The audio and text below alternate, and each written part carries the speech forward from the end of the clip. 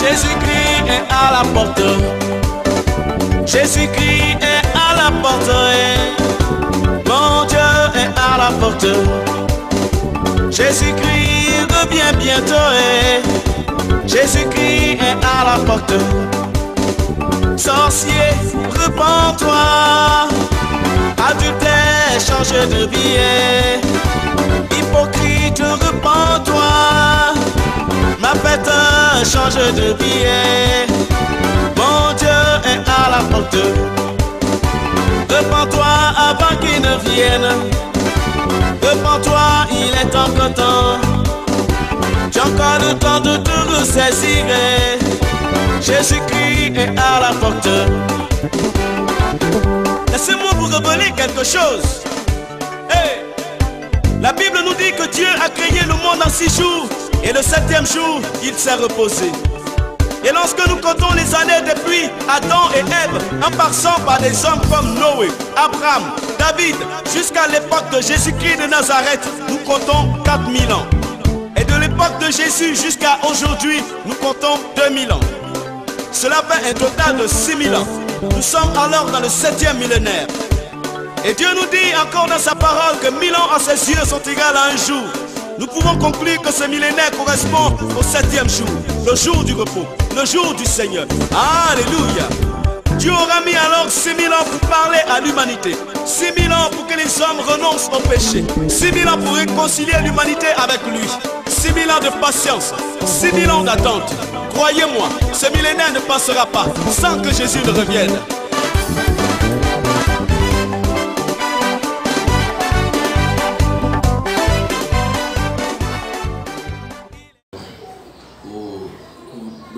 Cet enseignement en ce qui concerne la sanctification de l'âme, parce que c'est un problème qui fait en sorte que les gens ont du mal à comprendre.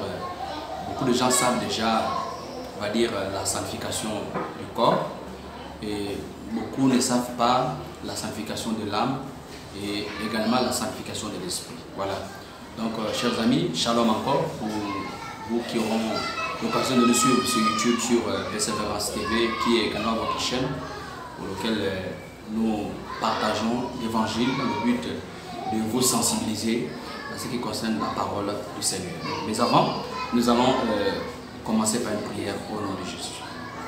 Père Céleste, nous venons pour toi, au travers de cet enseignement, pour ramener nos sœurs, nos frères à comprendre les bases de l'évangile, dans le but de ramener ces personnes sur le droit chemin, qu'au travers de ta parole, Seigneur, que nous puissions comprendre la vraie révélation de ta parole. Accorde-nous l'inspiration et la révélation, parce que dans le but, Seigneur, nous sommes ici, c'est pour ramener tes enfants sur le droit chemin, Père, afin que certaines personnes comprennent qu'il est important de suivre le Seigneur Jésus-Christ dans leur vie, dans le nom puissant de Jésus-Christ.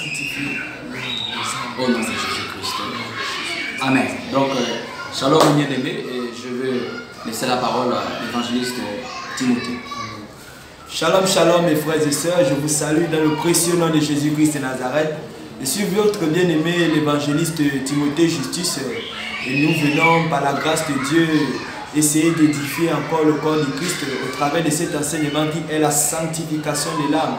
Parce que beaucoup de personnes se sanctifient plus corporellement, c'est-à-dire dans le corps, ils sanctifient leur esprit, mais l'âme est toujours, ce phénomène, voilà, cette option qui est très dure. Donc, beaucoup de personnes ne comprennent pas comment sanctifier l'âme. Beaucoup de personnes ne connaissent pas la sanctification de l'âme. C'est pourquoi, non pas par notre propre force, ni par notre propre puissance, mais c'est poussé par l'Esprit de Dieu que nous venons devant vous, vous édifier, vous transmettre la révélation de la sanctification de l'âme. Amen. Donc, justement, chers amis, merci encore du fait que vous soyez là, que vous êtes attentifs dans le seul sens de nous écouter. nous vous bénissons beaucoup et déjà, nous rendons grâce au Seigneur déjà pour des sœurs et des frères déjà qui nous contactent, qui ont besoin d'aide, qui ont besoin de la grâce du Seigneur. Et par la grâce que le Seigneur nous accorde, on a la possibilité de pouvoir aider tout le monde. Et, chers amis, et peut-être que vous avez tellement de questions qui tournent dans votre esprit et que vous avez du mal à vous exprimer. Alors, ne soyez pas inquiets. Juste que le numéro qui s'affiche juste au bas de votre petit écran, c'est rien que le numéro qui est sur WhatsApp. Voilà. Donc, vous pouvez nous contacter à travers ces numéros. Nous allons vous recevoir. Et si vous avez des soucis, vous avez un problème, vous avez quelque chose qui vous embête, nous allons tous prier ensemble pour que le Seigneur nous aide, qu'il nous amène à comprendre certaines bases de votre vie et de l'évangile. Donc, d'abord, lorsqu'on parle de l'âme et du corps, il faut d'abord que nous connaissions d'abord c'est quoi l'âme et c'est quoi le corps et c'est quoi l'esprit. Voilà. Donc, si nous avons assez de temps, nous allons développer aussi la sanctification de l'esprit. Mais pour l'instant, nous allons mettre l'accent sur la sanctification de l'âme. Voilà, et la sanctification de l'âme, d'abord, elle est spirituelle. La sanctification de l'âme est spirituelle. Et j'ai l'habitude de dire ici que parfois, certaines personnes, quand elles ont écouté le message de dépouillement, ça veut dire que la chose la plus simple qu'un homme peut faire, hein, c'est se dépouiller physiquement. Ça veut dire que, dans ce Timothée, la seule chose qui amène souvent quelqu'un à vite appréhender la parole de Dieu, je parle de mouvement de réveil, la seule chose c'est quoi? C'est le dépouillement du corps, n'est-ce pas? Parce que par le corps, facilement, la personne arrive à se dépouiller et comprendre les bases, pourquoi elle doit le faire. Et il y a aussi beaucoup d'évangélistes, des gens qui se sont déjà dépouillés physiquement, mais qui éprouvent encore certaines difficultés par rapport à l'âme, n'est-ce pas? Oui, donc c'est tout à fait vrai malheureusement, parce que dans le mouvement de la sanctification du corps, de l'âme et de l'esprit, la sanctification la plus facile est celle du corps, parce que quand quelqu'un reçoit le message, quand tu reçois le message et que tu réalises les conséquences qui sont derrière ces choses dont tu te débarrasses, c'est-à-dire par exemple, je prends par exemple le cas de nos sœurs. Pourquoi? Les sœurs qui portaient par exemple les faux cheveux, les mascaras, toutes ces choses, les maquillages. Quand ils acceptent le message, parce que le but c'est d'abord d'accepter le message. Tu peux écouter le message, mais dès que tu acceptes le message, c'est déjà une chose. Donc tu enlèves ces choses, mais la plus grande chose, le point le plus difficile, c'est la sanctification de l'âme. Parce qu'il y a même d'autres pasteurs qui se sont débarrassés de ces choses-là, mais qui s'attachent encore à ces choses, qui ont encore l'attachement de ces choses-là dans leur cœur. Donc ils pensent toujours à ça. La preuve même, il y a des personnes même qui, c'est pas bien sûr des femmes qui se sont dépouillées physiquement, mais qui mettent encore par exemple sur leur photo de profil des photos dans lesquelles elles ont encore l'apparence de Jézabel. Ça veut dire qu'elles sont encore attachées à ces choses. Et ça vous interrompt, évangéliste, parce que c'est un point aussi que je tiens à souligner, parce que lorsque quelqu'un a déjà accepté Christ, c'est d'abord un choix que tu as déjà fait. Parce que si, imaginez-vous par exemple, vous dites que vous êtes déjà dépouillé, et que les gens savent déjà que vous êtes dépouillé, mais à un moment donné, dans vos profils WhatsApp, vous mettez encore des tenues ou bien des photos auxquelles vous étiez, comme auparavant, ça dit, vous avez des choses de Jézabel sur vous. Ça prouve que vous aimez, c'est comme si en fait, c'est comme si quelqu'un vous a obligé à vous dépouiller. Parce que c'est question d'abord d'engagement en fait. Parce que si, j'ai l'impression parfois comme si la personne regrettait en fait. Elle regrette pourquoi elle s'est dépouillée et elle va parfois garder les photos de ses anciennes photos, donc des anciennes tenues, la façon dont la personne s'habille auparavant. Et ce qui est encore terrible, c'est qu'elle va encore remettre encore ces photos-là sur son profil. On a l'impression que c'est comme si la personne regrette hein, le fait de ne plus mettre des faux cheveux, mettre les mèches, les parures du monde, et ainsi de suite. Parce que c'est comme si en fait, il n'y a pas d'engagement, il n'y a pas de sérieux en fait. Et sans que vous le sachiez, c'est aussi des portes d'entrée parce que si vous êtes dépouillé physiquement, mais que sur vos profils, vous mettez encore les photos auxquelles vous avez des sexy, les photos auxquelles vous avez des mèches, ça prouve qu'il n'y a pas d'engagement à vous, n'est-ce pas, évangéliste? Bien sûr. Et c'est tout à fait vrai parce qu'il y en a même encore celles qui gardent même ces choses encore à la maison. Il y a encore des personnes, je parle par exemple à des personnes qui font, des femmes qui font l'esthéticisme, l'esthétique, si je peux le dire, la coiffure. Il y a celles qui ont reçu le message, qui ont du mal à se débarrasser de ces choses. C'est-à-dire que physiquement, elles montrent aux personnes qu'elles se sont dépouillées, mais elles gardent encore ces choses-là à la maison. Oui. Dans le but qu'elles vont vendre. Donc, c'est-à-dire qu'elles font même des projets de vouloir vendre même encore ces choses qui les ont conduits, qui les conduisent en erreur. Mais sans connaître vraiment l'impact de ces choses. Parce que quand elles vont vendre ces choses, elles sont en train de faire la promotion de Jézabel, de l'esprit qui est caché derrière toutes ces choses. C'est pour cela qu'il y a encore des personnes qui sont encore attachées. Je parle par exemple des femmes qui ont reçu le message, qui ont par exemple des salons de coiffure. Elles ont du mal à fermer leur salon de coiffure sous prétexte que c'est ce qui les rémunère de l'argent. Et là, ça joue maintenant dans l'âme. Parce qu'elles sont attachées à ces choses. Ça veut dire que comme ça, elles ne peuvent pas se sanctifier, elles ne peuvent pas sanctifier l'âme. Parce que leurs âmes sont encore attachées aux choses dont le Seigneur les pousse à se débarrasser de toutes ces choses. Parce que c'est là d'abord commence la guerre. C'est là d'abord commence la guerre. Je vais ouvrir un passage dans le livre de 1 Pierre. 1 Pierre chapitre 2, 1 Pierre chapitre 2, au verset 12. Au verset 11, autant pour moi. La Bible dit, 1 Pierre chapitre 2, verset 11, il dit: bien-aimés, je vous exhorte comme étrangers et voyageurs sur la terre à vous abstenir des convoitises charnelles qui font la guerre à l'âme. Tu ne peux pas seulement te sanctifier, tu ne peux pas sanctifier l'âme si tu es encore attaché aux choses que tu as enlevées. Certes, tu les as enlevées physiquement, mais spirituellement, ton cœur, ton âme est encore attachée à ces choses. Et c'est ça la convoitise. C'est ça la convoitise et c'est ce qui attaque l'âme, c'est ce qui empêche le contact avec le Saint-Esprit. C'est ce qui empêche la transformation du Saint-Esprit dans la vie de ces derniers. Et c'est là où le combat commence. Parce que le vrai combat d'un vrai chrétien, c'est surtout plus basé sur l'âme. Parce que c'est à cause de l'âme que Jésus-Christ est venu sur la croix à Golgotha, n'est-ce pas, pasteur? Tout à fait. Et avant de développer sur le thème que vous avez donné tout à l'heure, et c'est pour ça que j'ai tellement profond, je disais tout à l'heure que vous devrez savoir d'abord c'est quoi l'âme. Donc, l'être humain est constitué d'un corps, d'une âme et d'un esprit. Donc, l'âme n'est rien d'autre que le siège des sentiments, des désirs, des émotions, des volontés, des pensées, des décisions qui forment le cœur de l'âme. Donc l'âme est constituée des sentiments, des désirs, des émotions et des pensées. Donc lorsqu'on parle de l'âme, on parle de l'être humain. Donc qui est rien d'autre que la personnalité. Amen. Vous voyez, en fait, tous les mouvements que nous faisons n'est rien d'autre que le reflet de l'âme. Parce que l'âme réside dans le corps.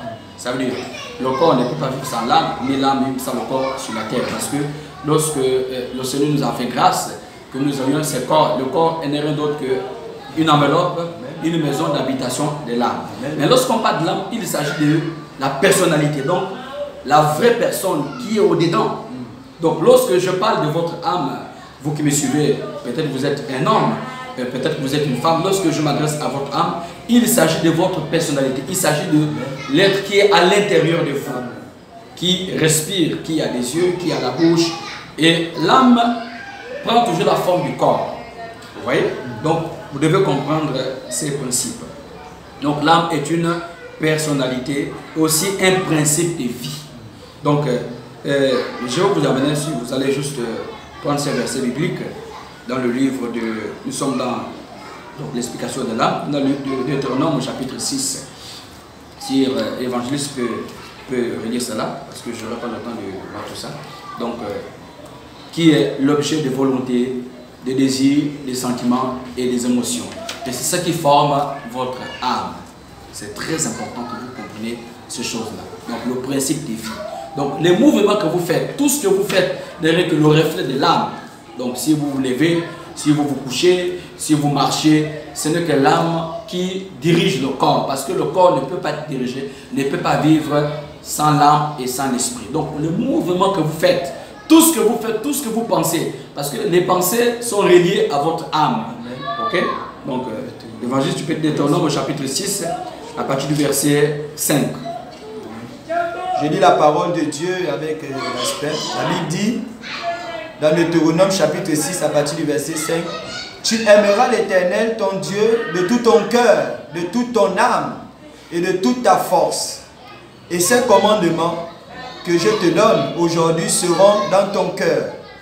Tu les inculqueras à tes enfants et tu en parleras quand tu seras dans ta maison. » C'est bon, on peut s'arrêter là. On dit, cette loi que Dieu a donnée à l'être humain, à l'homme, il dit, tu aimeras le Seigneur ton Dieu de tout ton cœur. Parce que lorsqu'on parle du cœur, le cœur qui n'est rien d'autre que le siège des pensées, des désirs, des sentiments, des volontés. Parce que quand on parle le cœur selon la Bible, il ne s'agit pas de ce muscle, ce muscle cardiaque. Donc, on va dire cet appareil qui projette le sang dans le corps, dans tout le corps. Il ne s'agit pas de ce cœur-là. Donc, le cœur humain, le cœur que nous avons, mais il s'agit de l'âme, parce que l'âme a un cœur. Et le cœur de l'âme, c'est le siège des pensées. Donc, quand on parle du cœur, selon la Bible, il s'agit de nos pensées, il s'agit de nos émotions, il s'agit on va dire, de nos sentiments, et voilà, de nos pensées, de nos décisions. Donc, tout ce que nous désirons, tout ce sont les désirs de l'âme. Voilà pourquoi l'être humain doit obéir à Dieu pour que son âme soit reliée à Christ, pour que son âme soit reliée à la parole. Maintenant, lorsqu'on parle de l'âme, puisqu'il s'agit des émotions, il s'agit on va dire le siège, donc des émotions, des sentiments, des désirs, des envies qui forment le cœur de l'âme. Et l'âme a ses désirs. Et nous allons subitement voir ici, dans Galates au chapitre 5, si l'évangéliste peut lire rapidement. Galates au chapitre 5, à partir du verset 16. Amen. Je lis la parole de Dieu. Galates chapitre 5 à partir du verset 16. Je dis donc, marchez selon l'esprit et vous n'accomplirez pas les désirs de la chair. Évangéliste, nous allons aller étape par étape. Amen. La Bible dit, marchons. La Bible dit, je dis donc, marchez. Donc l'apôtre Paul attire notre attention. Amen. Parce qu'il est en train de nous révéler quelque chose de profond ici. Ça veut dire que si un être humain marche selon ses propres pensées, il va se perdre. Voilà pourquoi il dit, je dis donc, marchez selon l'esprit pour ne pas accomplir les désirs de la chair, parce que les désirs de la chair sont reliés à son âme, donc à l'âme en fait. N'est-ce pas, évangéliste? Bien sûr. Les désirs de la chair sont reliés à l'âme. Voilà pourquoi l'apôtre Paul dit, marchez selon l'esprit pour ne pas accomplir les désirs de la chair. Amen. Parce que entre les désirs de la chair et l'âme, il y a un accord. Ok? Nous allons poursuivre. Donc, oui, tu peux lire rapidement s'il te plaît. Car la chair a des désirs contraires à ceux de l'esprit. Et l'esprit en a de contraires à ceux de la chair. Ils sont opposés entre eux, afin que vous ne fassiez point ce que vous voudriez. Ça veut dire que les désirs de l'âme qui s'expriment par le corps, donc par tout ce que nous voyons en face de nous, ces désirs sont, en fait, c'est au contraire, c'est une opposition à l'esprit. Parce que si nous ne marchons pas selon l'esprit, mais que nous marchions selon la chair, ça veut dire que nous marchons selon les désirs de notre âme, il y aura ce qu'on appelle une opposition. N'est-ce pas, évangéliste? Bien sûr. Et je peux confirmer cela. Pourquoi? Parce que l'attachement de l'âme et la chair, en fait, l'âme et la chair sont tellement attachés que il est très difficile que quand quelqu'un accepte Jésus-Christ de Nazareth, parce que Jésus-Christ, la Bible dit qu'il est esprit et vie, sa parole est esprit et vie. Il est très difficile que quand quelqu'un accepte Jésus-Christ, le plus difficile, ça serait quand il va sanctifier son âme. Le plus difficile, ça serait de faire accepter l'âme, la personne de Jésus-Christ de Nazareth. Pourquoi? Parce que l'âme a été éduquée, l'âme a été attachée à la chair. Donc ça veut dire que c'est tellement difficile d'être détaché. C'est tellement difficile de détacher l'âme de la chair. Pourquoi? Parce que, bien aimé, j'aimerais te dire que si par exemple tu te blesses, je prends un exemple. S'il arrive par exemple que tu as du mal, tu t'es fait du mal quelque part, tu as eu une plaie, ce n'est pas ta chair qui va recevoir le mal. N'est-ce pas, pasteur? Ce n'est pas ta chair qui va recevoir le mal. C'est ton âme. C'est pourquoi Satan connaît, il connaît la valeur de l'âme. C'est pourquoi quand Satan vient proposer aux humains les richesses, quand il vient leur proposer les richesses en échange, le changer avec l'âme, c'est parce qu'il connaît la signification de l'âme. Bien aimé, j'aimerais aussi ouvrir par exemple une parenthèse. Toi ma soeur, toi mon frère qui... Donc vous avez besoin de sanctifier votre âme. Parce que si vous ne sanctifiez pas votre âme et votre esprit, vous ne pouvez pas entrer au ciel. C'est vraiment très délicat et c'est très difficile à comprendre. Et comprenez que le Seigneur veut sanctifier votre âme. C'est pour cela, et rapidement, évangéliste Timothée, nous pouvons voir dans Jacques au chapitre 4, Jacques chapitre 4, nous sommes sur la sanctification de l'âme. Nous sommes sur la sanctification de l'âme juste pour que vous ayez une idée de ce que nous sommes en train de vouloir faire. C'est tellement long, certainement nous allons vous donner quelques indices et puis continuer dans les prochaines vidéos. Donc, Jacques chapitre 4, à partir du verset 1er, tu peux lire s'il te plaît. D'où viennent les luttes et d'où viennent les querelles parmi vous? Voilà. D'où viennent les luttes, d'où viennent les querelles, n'est rien d'autre que l'objet de l'âme. Parce que l'âme va toujours chercher la vengeance. L'âme toujours produit les partis pris. L'âme va toujours produire la colère. Le caractère même est relié à l'âme. Donc, la division, la séparation, c'est toujours l'objet de l'âme. Amen. N'est-ce pas de vos passions qui combattent dans vos membres? Vous convoitez et vous ne possédez pas. Vous êtes meurtrier et envieux et vous ne pouvez pas obtenir. Allons étape par étape. On parle de la convoitise. La convoitise n'est rien d'autre que le reflet de l'âme. Parce qu'il y a des péchés hors du corps, il y a des péchés dans le corps. Vous voyez, Jésus-Christ a donné quelque chose de tellement profond. Il disait que lorsqu'un homme regarde une femme dans son cœur, a déjà convoité la personne, cette personne a déjà commis le péché. Donc la convoitise n'est rien d'autre que le fruit de l'âme. Ça veut dire qu'il y a beaucoup de choses qui suivent notre âme. Parfois il y a des gens, comme l'évangile disait tout à l'heure, qu'il y a des gens, parfois lorsqu'ils pendant qu'ils sont endormis, ils voient qu'ils ont encore des mèches et des bijoux sur eux, alors que depuis fort longtemps, ils ont déjà abandonné ces parures mondaines, ces parures sataniques. Ça veut dire que c'est rien d'autre que l'objet de l'âme. C'est-à-dire que quand ton âme n'est pas sanctifiée, quand ton âme n'a pas encore atteint la dimension de la sainteté, de la sanctification, tu vas toujours te retrouver dans ces choses. Voilà pourquoi cela aussi nécessite un programme de délivrance pour aider la personne afin que sa vie soit meilleure. Donc le but c'est quoi? C'est la sainteté. Parce que si la sainteté n'est pas complète, c'est vraiment difficile que vous puissiez comprendre ces choses. Oui, poursuivons. Vous avez des querelles et des luttes et vous ne possédez pas parce que vous ne demandez pas. Vous demandez et vous ne recevez pas parce que vous demandez mal, dans le but de satisfaire vos passions. Adultères que vous êtes, ne savez-vous pas que l'amour du monde est inimitié contre Dieu? Celui donc qui veut être ami du monde se rend ennemi de Dieu. Croyez-vous que l'Écriture parle en vain?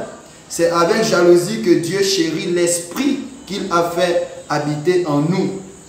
Il accorde au contraire une grâce plus excellente. C'est pourquoi l'Écriture dit, Dieu résiste aux orgueilleux, mais il fait grâce aux humbles. Donc l'orgueil aussi fait partie de l'âme. Parce que quand l'âme n'est pas restaurée,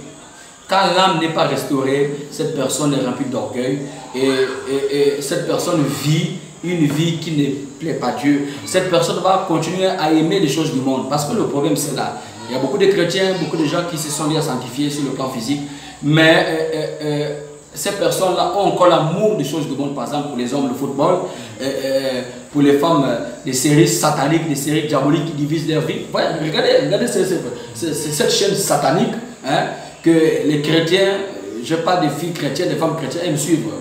Je crois que Novelas, c'est cette chaîne satanique qui n'est rien d'autre que les fruits du péché. Parce que Vous allez voir à l'intérieur de cette chaîne, on vous apprend comment tromper, comment faire ceci. Bon, pour ceux qui ont l'habitude sur l'immoralité sexuelle, voilà. Voilà des chaînes sataniques, diaboliques qui détruisent la foi de certaines personnes. Et il y a beaucoup de femmes aujourd'hui, il y a beaucoup de gens qui se font suivre. C'est pour cela que quand Dieu interdit la télé, en fait, c'est parce qu'il ne veut pas que l'âme soit en contact avec des programmes sataniques.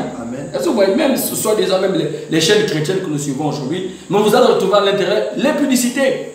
Donc en fait, on ne sait plus ce qu'il faut suivre en réalité. Donc quand Dieu interdit la télé, c'est pour aller dans ce sens-là. C'est pour que la personne ne puisse pas souiller son âme. Parce que l'âme est tellement sensible, elle s'attache facilement aux choses du monde. Donc frères et sœurs, certainement nous allons poursuivre cet enseignement. Nous allons d'abord nous arrêter par là et attendre, on va dire, votre commentaire, attendre vos idées. Et certainement, vous éprouvez certaines difficultés dans votre vie.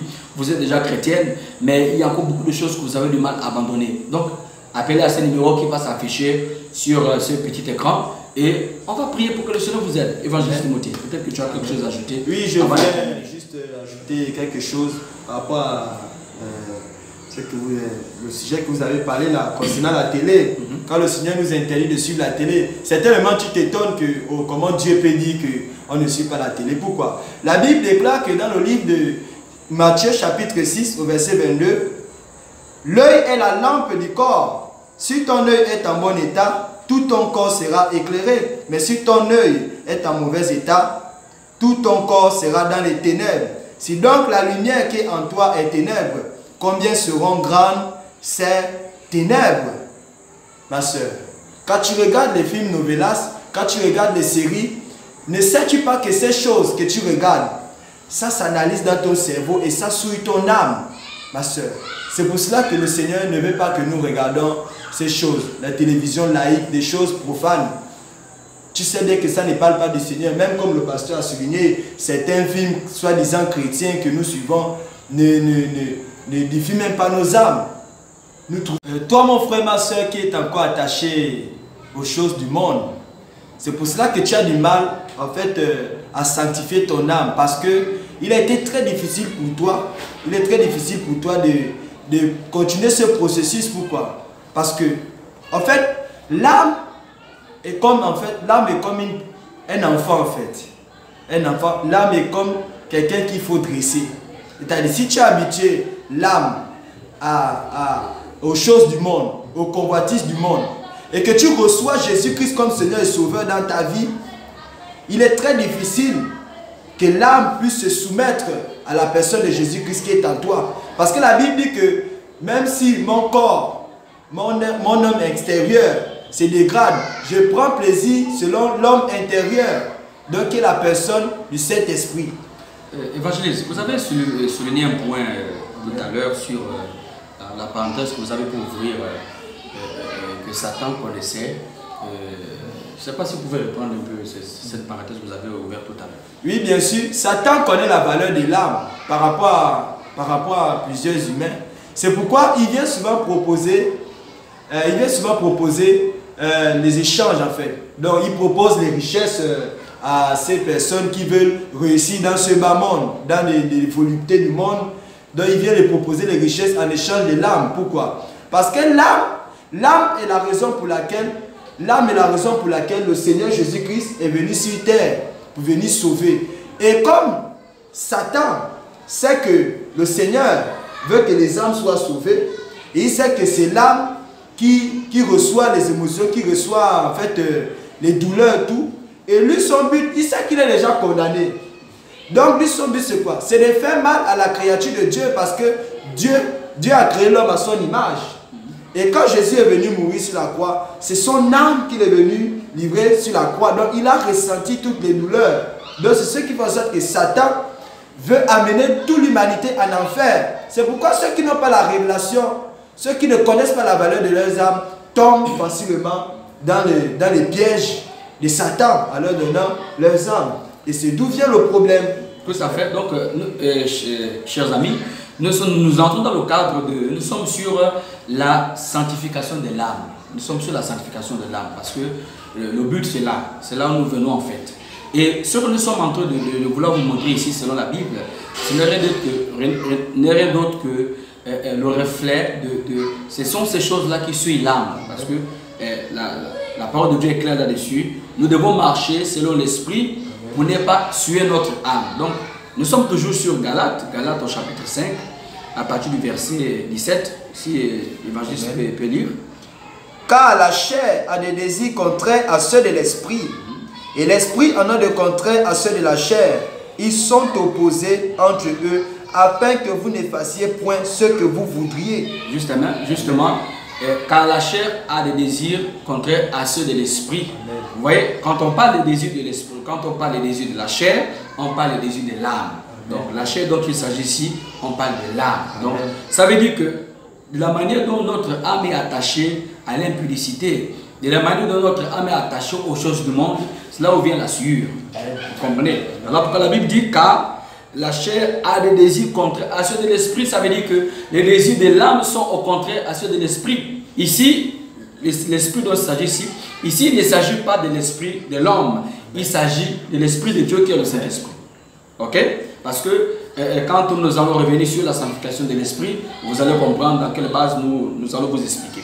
Donc nous sommes toujours, les choses que nous sommes en train de vous montrer ici, n'est rien d'autre que ces choses-là qui permettent, qui font en sorte que nos âmes sont souvent souillées. Donc nous continuons la lecture, si tu pouvais continuer.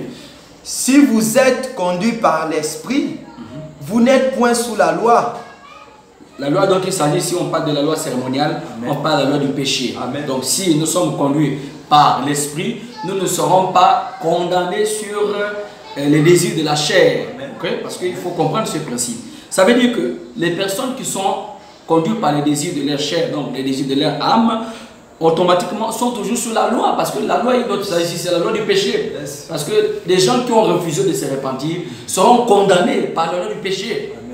Parce que l'apôtre Paul, dans le passage d'Avant, il dit que il y a, parfois j'essaie de faire le bien, mais je n'arrive pas à faire le bien, mais je me retrouve en train de faire le mal. À cause de la loi, donc la loi du péché qui est à moi, qui m'impose à vivre selon la chair. Donc quand on parle de la chair ici, on parle des désirs de l'âme, donc on parle de l'âme, la chair qui est reliée à l'âme. Ensuite, continuons. Or, les œuvres de la chair sont manifestes. Ce sont l'impudicité. Donc, les œuvres dont il s'agit ici, les œuvres de la chair, on parle des œuvres de l'âme. Donc, les désirs de l'âme sont manifestes, sont l'impudicité, oui, l'impureté, la dissolution, l'idolâtrie, la magie, les inimités, les querelles, les jalousies, les animosités, les disputes, les divisions, les sectes, l'envie, l'ivrognerie, les excès de table, et les choses semblables. Je vous le dis d'avance, comme je l'ai déjà dit, que ceux qui commettent de telles choses n'hériteront point le royaume de Dieu. Voilà, chers amis, vient la condamnation de l'âme. Parce que quand l'âme sort du corps, écoutez bien, comprenez bien ces principes, pour ceux qui ont déjà visité l'enfer, ils peuvent comprendre de quoi je parle. Lorsque l'âme sort du corps, se retrouve en enfer, ce n'est pas par le fruit de hasard. Ça veut dire que lorsque l'âme se retrouve en enfer, l'âme est condamnée en fonction de ce que nous avons cité ici. Donc on a l'impudicité, on a la dissolution, on a l'idolâtrie. Ça sont les désirs, donc ce sont ces choses auxquelles l'âme est attachée. Maintenant, quand on parle de sanctifier son âme, ça veut dire c'est de vivre loin de ce que la Bible cite ici. Donc de ces choses auxquelles l'âme est attachée. Ça veut dire que quand on dit que cette personne doit vivre, doit sanctifier son âme, ça veut dire que cette personne... Ça veut dire que dans l'âme, on ne doit plus trouver la colère. Dans l'âme, on ne doit plus trouver l'impudicité. N'est-ce pas, Amen. Amen. Oui, bien sûr, dans l'âme, nous ne devons plus trouver toutes ces choses. Pourquoi? Parce que ici, l'apôtre Paul est tenté de nous révéler une certaine catégorie de péchés qui souillent l'âme, qui condamnent carrément l'âme à la damnation éternelle. Parce que ce n'est même pas seulement ces choses, c'est plus. Et il nous montre la différence. Parce qu'il essaie un peu de spécifier les choses. Donc il nous montre la différence, la sanctification de l'âme. Il nous montre les désirs qui sont liés à l'âme, qui sont attachés à la chair. Et il nous montre aussi les désirs de l'esprit. Ça vous attend parce que le problème c'est là. Parce que ça veut dire que si quelqu'un qui est déjà né de nouveau, quelqu'un qui a accepté Jésus-Christ comme Seigneur et Sauveur, mais qui à l'intérieur de son cœur, donc dans son âme, on retrouve encore ce type de péché qu'on cite ici. Ça veut dire que cette personne n'est pas dans la sanctification. Amen.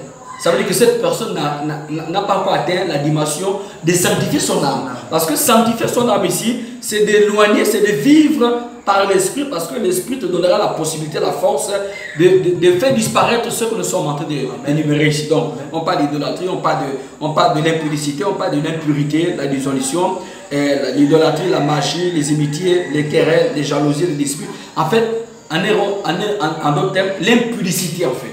Ça veut dire que pour que je sanctifie mon âme, pour que mon âme se retrouve sainte devant Dieu, ça veut dire que je dois enlever, je dois effacer, je dois détruire. Ça veut dire que je dois lutter, je dois briser, je dois prier afin que le Seigneur me donne la capacité de détruire, de purifier mon âme contre ces choses-là. Ça veut dire que pour que moi je mène une vie de sanctification, si j'ai déjà commencé à sanctifier mon âme et mon esprit, je veux dire, ensuite, la sanctification doit se manifester encore dans l'âme. Parce que toutes les âmes qui sont en enfer, leur conscience est active. Amen. Ça veut dire que ressentent les douleurs, parce que la manière dont la personne vivait sur la terre, et lorsqu'elle est jetée en enfer, elle va subir la condamnation, la torture en fonction de ce type de péché. Parce qu'il y en a plusieurs. Hein? Peut-être qu'il n'y aura pas de péchés qu'on va certainement parce que énumérer ici, mais ça va dans le cadre, c'est que ce que nous sommes en train de vous montrer ici, ce n'est donc que le processus de sueur de l'âme. Donc, pour que l'âme apparaisse devant Dieu comme, on va dire, comme quelque chose de purifié, de saint, c'est de briser tout ce que nous sommes en train de citer ici. Amen. Et nous allons prendre notre verset biblique évangéliste dans le livre de Lévitique au chapitre 17. Donc, chers amis, tant que vous aurez encore ces choses en vous, il y en a plusieurs, mais on a juste souligné quelques points. Tant que vous allez continuer à vivre selon la chair qui est l'âme, donc tant que vous allez suivre les désirs de la chair, non les désirs de l'âme, vous serez conduit par ces choses-là. Donc l'envie, l'ivrognerie, l'impudicité, la boisson. Il y a des gens qui ont du mal à se séparer de la boisson. Il y a des gens qui ont du mal à se séparer de l'impudicité, donc de la colère, de la rancune, de tout ce que vous... En fait, tout ce qui est mal, n'est rien d'autre que l'objet des sueurs de l'âme. Donc Lévitique au chapitre 17 au verset 11 à 15, parce que ici, l'âme aussi est un principe de vie. Donc, vous pouvez lire. Car l'âme de la chair est dans le sang, je vous l'ai donné sur l'autel, afin qu'il servît d'expiation pour vos âmes. Car c'est par l'âme que le sang fait l'expiation. C'est pourquoi j'ai dit aux enfants d'Israël, personne d'entre vous ne mangera du sang, et l'étranger qui séjourne au milieu de vous ne mangera pas du sang. Si quelqu'un des enfants d'Israël ou des étrangers qui séjournent au milieu d'eux prend à la chasse un animal ou un oiseau qui se mange, il en versera le sang et le couvrira de poussière. Car l'âme de toute chair, c'est son sang. Voilà pourquoi on dit ici que l'âme est un principe de vie. Yes. Parce que, en fait, l'âme est tellement attachée au sang. Pourquoi? Parce que c'est le sang qui fait revivre l'âme. Parce que dans le corps, parce que qu'un corps sans le sang, une personne qui vit dans ce monde, qui n'a pas il n'y a pas le sang à l'intérieur de son cœur, de son corps, cette personne n'a pas de vie. Voilà pourquoi on fait allusion au sang. Donc l'âme est attachée à son sang, donc au sang. Donc ça veut dire que sans le sang, l'âme ne peut pas, le corps ne peut pas survivre et l'âme n'aura pas de vie. C'est la raison pour laquelle quand on a vidé le sang dans le corps, puisque c'est le corps qui est dans le sang, et c'est l'âme qui est, voilà, c'est le sang qui est dans le corps. Lorsqu'on vide le sang, est-ce que vous comprenez? Qu'est-ce qui se passe après la personne meurt? La personne meurt. Oui. Je ne sais pas si vous suivez.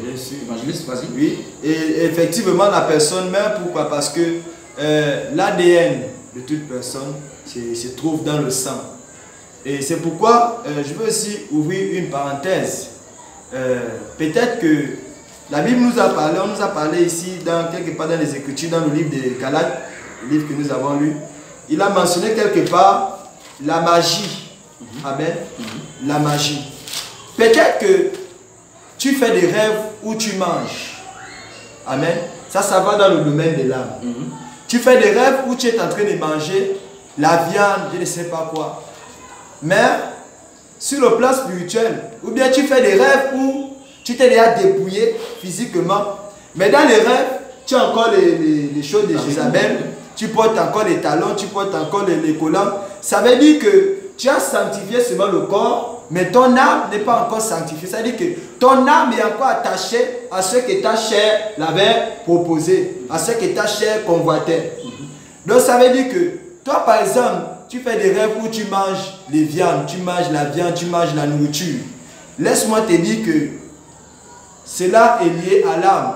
Où tu fais des rêves où on vient t'étrangler et physiquement tu ressens qu'on t'a étranglé. C'est dans l'âme. Où tu fais des rêves où quelqu'un te poursuit. En fait, les rêves, ce que nous voyons dans les rêves n'est que la réalité de ce que nos âmes sont en train de vivre. Parce que comme le pasteur le disait tantôt, que la chair c'est juste l'enveloppe. C'est juste l'enveloppe. Normalement, la personnalité, ton vrai toi, c'est ton âme. Ton vrai toi, notre vrai nous, c'est notre âme. Donc c'est nos âmes qui ressentent tout. L'amertume, la colère, les divisions, la magie. Même quand quelqu'un, par exemple, fait le voyage astral. Je ne suis pas en train d'encourager quelqu'un à faire le voyage astral. Mais ceux qui font par exemple le voyage astral savent de quoi je parle. C'est dans le domaine de l'âme. C'est pourquoi quelqu'un, quand tu lui demandes d'abandonner, par exemple, les mèches, abandonner par exemple la sorcellerie, d'abandonner par exemple le vol, il va trouver ça difficile. Pourquoi? Parce qu'il a habitué son âme à ces choses. Et ce qui fait en sorte que toute personne, par exemple, comme l'Éternel le dit ici dans le livre de Lévitique, je ne vais pas perdre le fil des idées, dans le livre de Lévitique, il a dit que le sang se trouve dans l'âme. Nous avons des personnes ici qui prennent plaisir à manger par exemple une viande saignante. Amen. Ils ne connaissent pas par exemple ce passage. Et la Bible nous fait comprendre quelque part dans les Écritures, dans le livre des Actes, chapitre 27, chapitre 17, si je ne me trompe pas, l'apôtre Paul dit que Dieu ne prend pas cas de notre temps d'ignorance. Il y a des personnes qui mangent des viandes saignantes. Mais ce passage-là peut les condamner. Pourquoi? Parce qu'ils ont mangé le sang. Dieu ne permet pas aux personnes de manger du sang. Peu importe que ça soit la chair humaine, que ça soit la viande. Amen. Écoutez, bien aimés, le monde entier est pollué. Tout ce que nous mangeons est déjà souillé. Tu peux acheter quelque chose de manger, tu peux acheter quelque chose dans un marché, un aliment, mais spirituellement, c'est de la chair humaine que tu es en train de manger. C'est pourquoi il faut toujours sanctifier tout ce que nous mangeons. Je ne parle pas de sanctifier les idoles. Amen. Je ne veux pas que vous pensez autrement. Je parle ici de la nourriture qu'il faut manger. Parce que tout a été pollué. La Bible dit que Satan est le maître de ce monde. Mais ça veut dire que Satan connaît ce passage biblique. Pasteur, Satan connaît ce passage biblique. Il sait que Dieu aime tellement l'âme. Dieu aime tellement l'âme des hommes qu'il fait en sorte que la nourriture, par exemple, que nous achetons, il transforme ça. Donc sur le plan physique, toi tu vois que c'est le poulet, tu vois que c'est la viande, mais sur le plan spirituel, c'est la chair humaine. Et ce sont ces personnes-là, si tu manges ça sans sanctifier, les personnes, le sang que tu as mangé là, la chair humaine que tu as mangé là, sur le plan physique que tu voyais que c'est la nourriture, ces personnes, l'âme de ces personnes crie vengeance. Ça crie vengeance comme l'âme d'Abel qui a crié vengeance face à son frère. Satan a juste amené ça sur une autre façade. C'est pourquoi ces choses-là sur nos âmes. Justement, Amen. Ça sur nos âmes. Et si nous n'arrivons pas à atteindre ces trois types de sainteté, donc la sanctification, donc dans le corps, dans l'âme et dans l'esprit, nous ne pouvons pas entrer au ciel, chers amis. Et c'est très important que vous compreniez que vous avez besoin de vous sanctifier. Vous avez besoin de